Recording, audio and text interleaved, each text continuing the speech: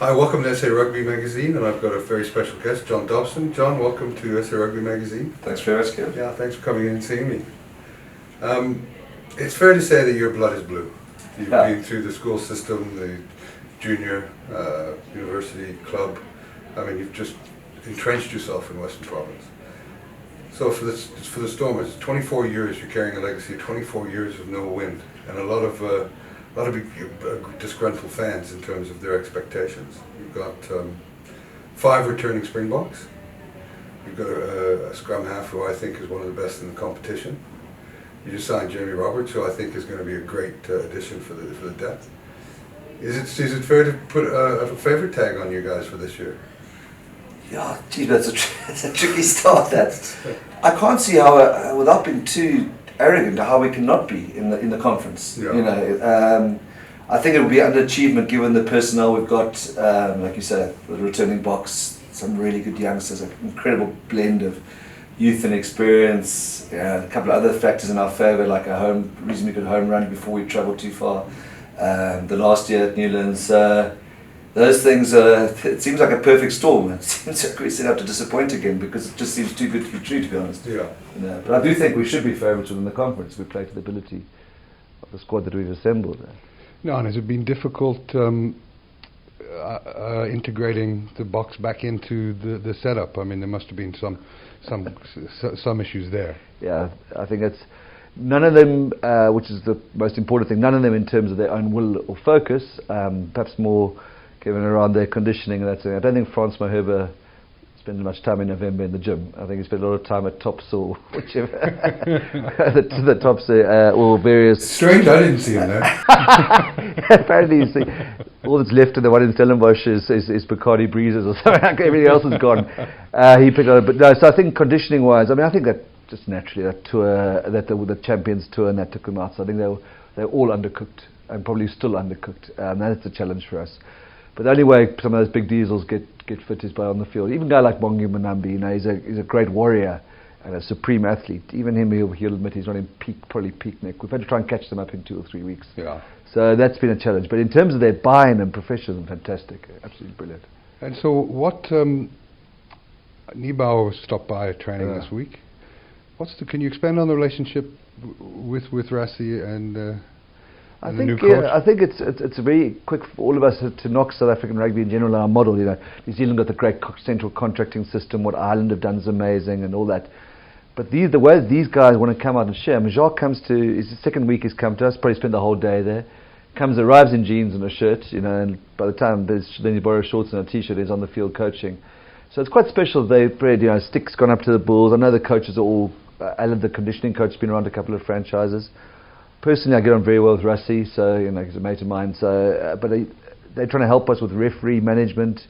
I think they've seen that because I think their big quest now is sustainable success for the Springboks, not this quick ambulance job that happens every couple of years like we tend to do. You know, and sustainable success is going to mean reasonable success at Super Rugby, not the normal model of one team making a away quarter-final and getting stuffed up. You know what I mean? Yeah, so. No, I fully understand.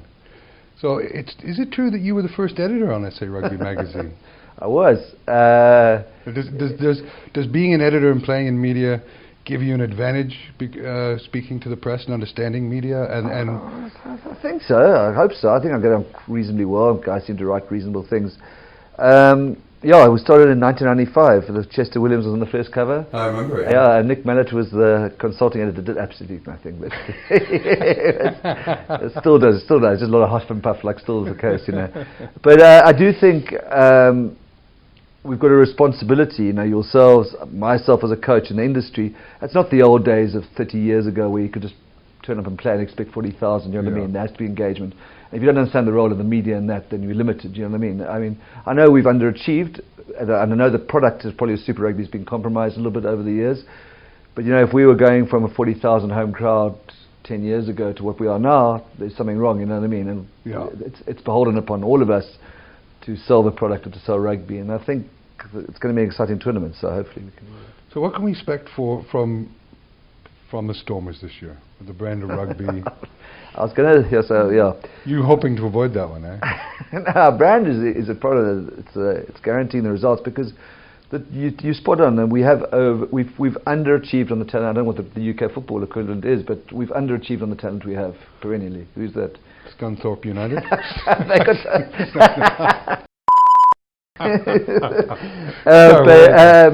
No, we have to make use of that of those forwards. You know, other than the well-known Springboks, some really good players there. You know, like J.D. Schickerling is going to be a Springbok lock. Saman Marat was in the Springboks last year. Troki Augustus was world player of the year, SN20. So we've got this incredible pack and depth in the forwards.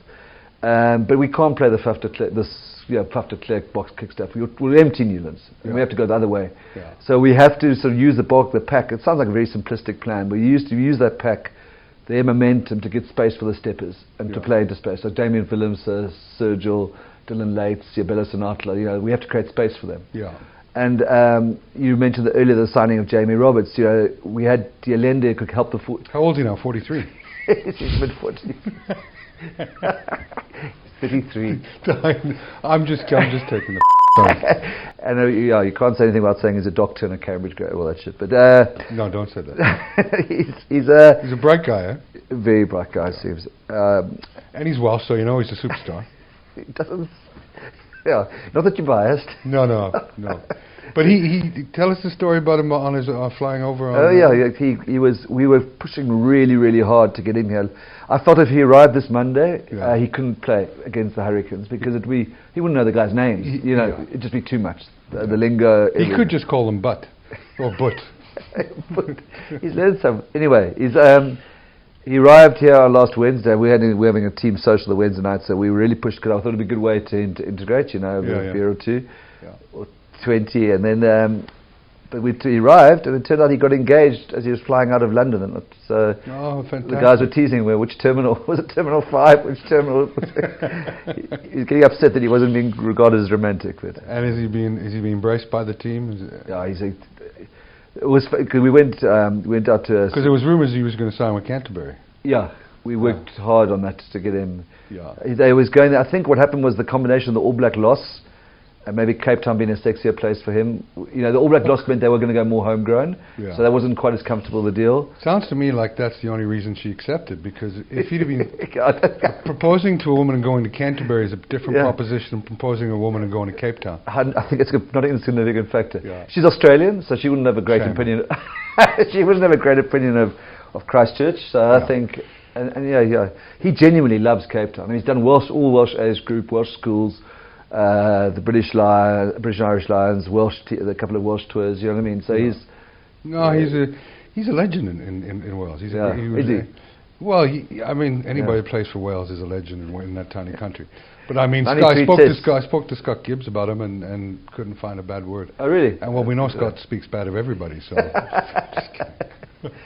When meeting him, did anything stand out for you? Firstly, just his size. Yeah.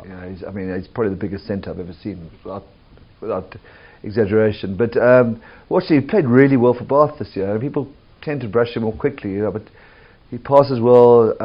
He's a bright, engaging guy. And I think just his mindset. He could spend his time. He could just serve out his time in Bath or gone.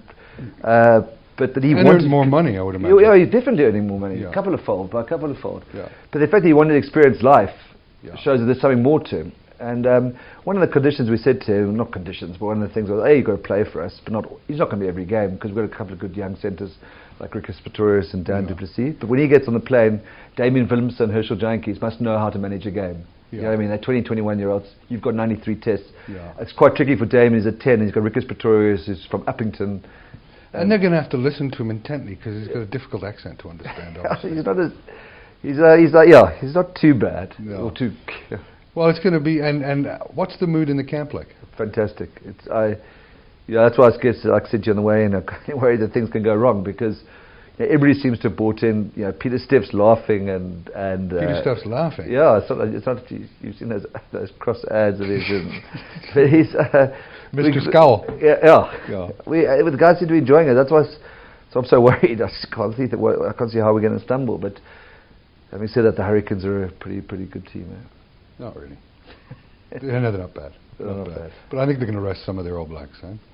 Yeah, well, I know that Cole's, obviously Barrett's gone. I think the threats are Leo Mapi and Ben Lamb, they're quite big backs.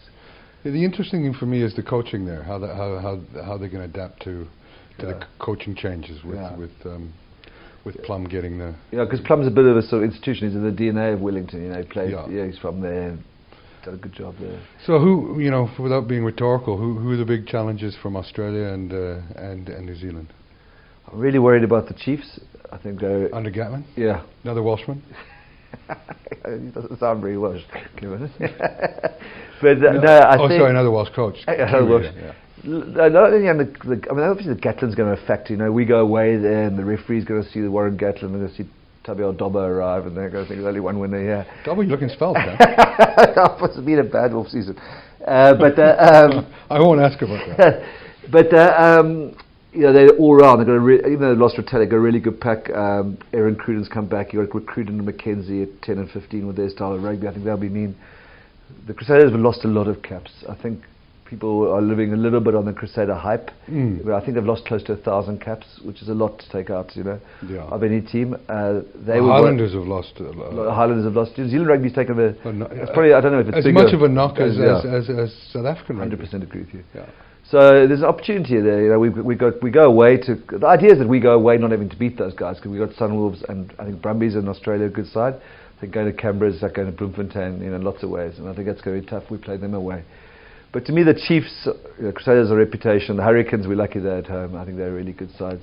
I don't see the Australian massive threat other than the Brumbies.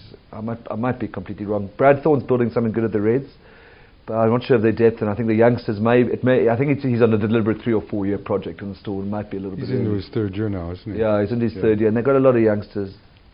I don't know, James O'Connor's there. Should make for a good aftermatch. Apparently. I can't say that. So, confident ahead of the first game. Where do you see the big challenge coming from in your division? In South Africa? Yeah, in the South African conference. South African conference. Yeah. I don't know what's going on with the I don't pronounce it, the Jaguars. I don't know what's going on. They've lost that massive, that flanker, haven't they? The guy that was so instrumental last year. Jean-Paul Montero. Yeah. I don't know.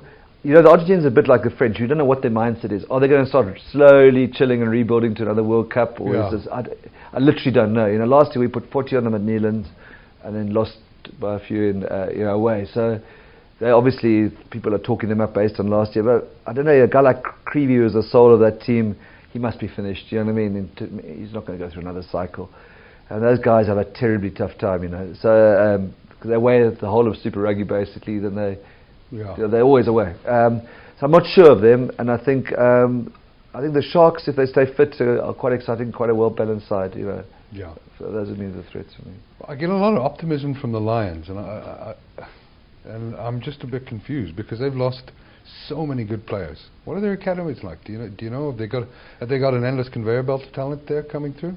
No, I don't think the Lions academy is well known, but what they have got is they've got some real X factor, you know. The Lions at Ellis Park, that the speed of that field and the width of that field, and that's something we was to have a look at, is the width of that field. It's a tough place to play, and they're always going to bank those wins because, you know, if you turn over a ball there, it's just a lot of prairie to defend, and it's a tough place. But I would think they're in the truth is, I mean, they can. If you're going to go and get we got Jamie Roberts for a reason. We had Hull. You know, if you get Yanni du Plessis and Willem Alberts, they're holes. You know what I mean? And that's the reality. They're in a rebuild. And the Bulls, you know, and their forwards, they're certainly in a rebuild as well. Well, thanks, John. I really appreciate you coming in, and thanks for entertaining me. Thanks so much, Kevin. Cheers, Thanks very much. Cheers.